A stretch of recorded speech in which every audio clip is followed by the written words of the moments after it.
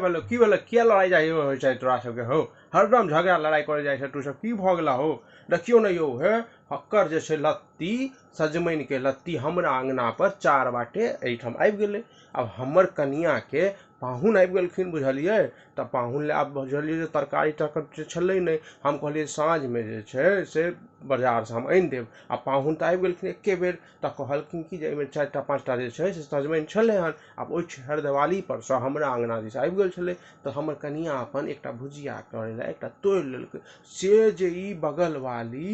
छत पर से देख लेलखिन आब बताउ जे ई हमरा अंगनामे जे लटकल छै तऽ हमहूँ सब एकरा लटकल हम दै छियै कि नहि आ उजाड़ि कऽ जे फेक दैतियै तहन केहन लगितनि केहन मुँह बनितनि ताहि लए जे चिचिया कऽ पूरा गाँवमे जे छै से हल्ला कऽ देलखिन हँ कहू तऽ एहनो कोनो बात छै सब बात लेकिन नहीं ठीक छै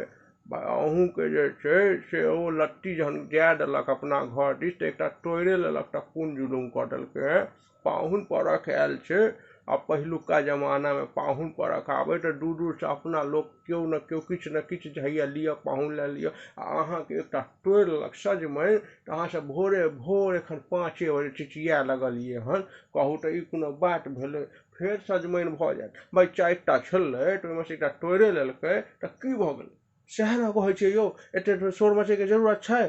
नहि भाइ ठीक छै हम कहि देलियै हन